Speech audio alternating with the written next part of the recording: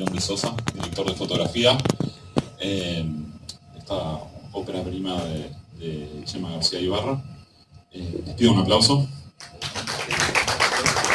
Es su última presentación de este 26º Bafisi. Y bueno, este espacio es para que puedan conversar un poco con él, hacerle preguntas, observaciones, etcétera. Así que aprovechen que lo tenemos aquí por última vez. ¿Qué tal? Buenas tardes. Bueno, bienvenido. Me gustaría saber más o menos cómo llega la propuesta, la elección del elenco y la ubicación de las locaciones. Bueno, pues como os comentaba un poco en la presentación, Chema es una persona a la que le gusta trabajar en su ciudad natal, en Elche. Esta película está rodada prácticamente en el barrio de Carrús, donde él nació, creció y fue a la escuela y todo, y y cerca de donde vive actualmente. La gente, o el casting, es un casting de actores naturales que llevó a cabo durante meses. Fue un proceso difícil porque era la pandemia y entonces tuvo que hacerlo, pues la mayoría del casting fue hecho por vídeos que mandaban los actores aspirantes y luego se les convocó a un casting presencial a los que más le interesaban al director la asociación de Omnilevante es una asociación que está inspirada en una asociación ufológica, pues que él había encontrado documentándose para la película, y rostros que había de los miembros, o sea, en el archivo de los miembros de esa asociación ufológica, pues de alguna manera le sirvieron de inspiración para encontrar el casting de los amigos estos que están mirando hacia arriba. La propuesta a mí me llega pues porque soy el director de fotografía habíamos hecho dos cortometrajes juntos, en uno de ellos yo era el director de fotografía y otro lo codirigimos directamente. Estábamos muy interesados en el primer largometraje de Chema y desde la productora que tengo en San Sebastián le ayudamos a que tomara impulso, ¿no? Nos presentamos a un laboratorio que había en la Escuela de Cine de Madrid, en la ECAM, y ahí fue poco a poco tomando fuerza. Tuvimos un coproductor en Alicante, una coproducción de una productora francesa, y luego se sumó un productor turco con el que Chema ya había trabajado en un cortometraje anterior. Pues la propuesta para mí fue como automática. Estábamos acostumbrados a trabajar juntos, sabíamos que lo haríamos en 16 milímetros como habíamos hecho los dos cortos anteriores, y prácticamente él ha sido guionista de otras películas mías y tenemos una relación de amistad, ¿no? Entonces ahí fuimos elaborando lo que iba a ser el tema visual de la película, ¿no? El lenguaje y el aspecto que iba a tener la película al final.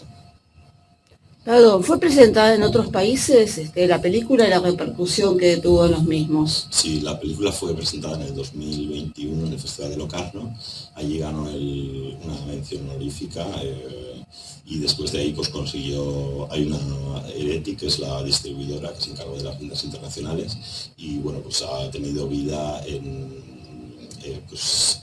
Reino Unido, aquí estuvo en Mar del Plata, si no me equivoco, el año del estreno, y es una película que al tener el apoyo de la televisión española se puso en la televisión, en la 2, ¿no? En un programa que hay más dedicado al cine español, de autor, de alguna manera.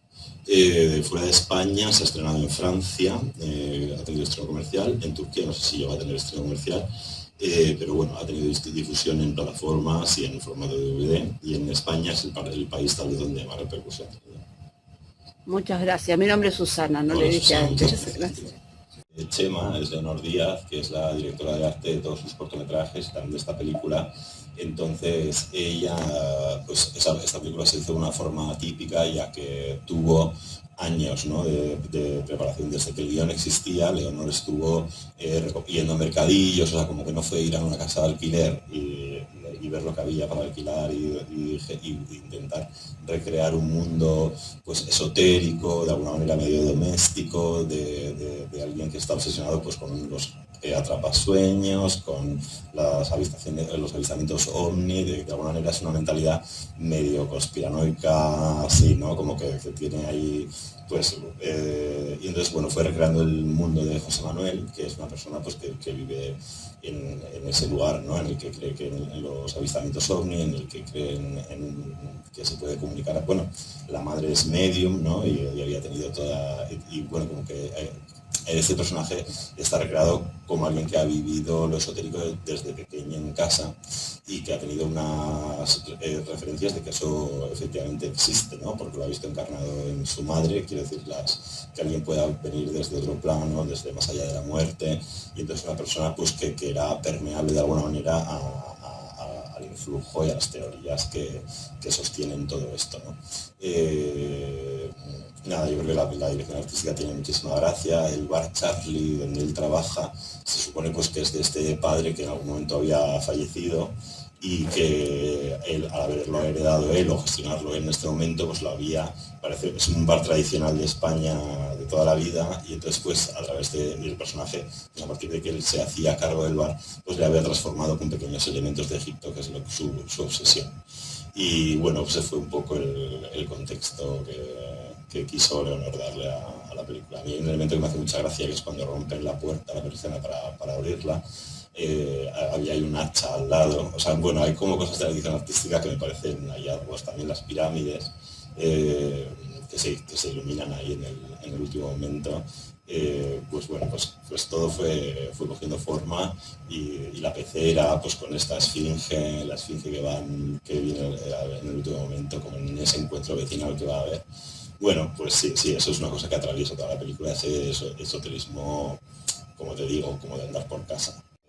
Las cosas accidentales casuales que pueden permear dentro de las acciones es una cosa que a Chema le suele gustar tener, ¿no? Y es un gran amante del error leve, ¿no? Y entonces, pues ahí uno de los escollos era el trabajo con otro, pero al final no es que repitieran más tomas, sino que igual pues ensayaba.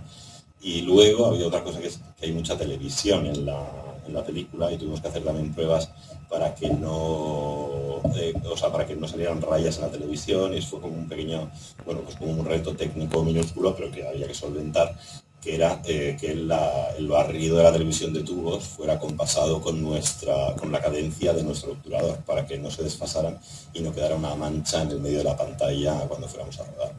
Y luego hay un plano que está hecho toda la película es en 16 milímetros, salvo un plano que está rodado en 35 milímetros, que es en el que se encienden todas las pirámides, porque al ser un gran plano general, pues temíamos quedarnos muy escasos de calidad para un momento tan icónico en la película, ¿no? Entonces, para un día de rodaje se alquiló una cámara de 35 y pudimos rodar ese plano de atardecer en el que se encienden las pirámides. Eso lleva también un filtro Star, ¿no? que es una cosa que le gusta mucho a Chema, que es muy pop y que se usaba pues antaño en los videoclips, como para que los puntos de luz de la película les salga una estrella en diferentes direcciones. Y esto, al tratarse de líneas de luz en las pirámides, pues se expande y hace como ese halo tan bonito. Y bueno, en 16 pues la verdad que lo teníamos muy controlado, porque como os digo, ya habíamos hecho 2 cortometrajes en 16, controlábamos lo que es el workflow de las aseguradoras. Te suelen pedir que cuando trabajas en 16 que cada 2 días envíes el material al laboratorio, porque si no, no te cubre el seguro, porque si hay una pérdida y va, imaginaos, una semana entera de trabajo en ese lote que se pierde, pues sería una catástrofe pues para ellos y para nosotros. Entonces, bueno, cada 2 días lo vas mandando. Igual es otro de los escollos, que es que no vas viendo el material hasta que vuelve el laboratorio. Es rodar, enviar a Rumanía, que es el laboratorio en el que trabajamos, ahí se revela, se hace el telecine, lo suben a un servidor y lo descargamos nosotros para verlo. Entonces, bueno, ahí la ayudante de montaje nos iba haciendo capturas de cómo iba quedando todo el material a petición mía, para que ya se sabía cómo iba quedando, sabía que íbamos sobre seguro, sabíamos que podíamos ir matando los decorados en los que ya habíamos estado, y bueno, pues es otro, no te vas con el día de rodaje, no acaba la incertidumbre, sino que acaba cuando viene el material de laboratorio y sabes cómo finalmente ha quedado la película. Y hasta la próxima. Bueno, muchísimas gracias.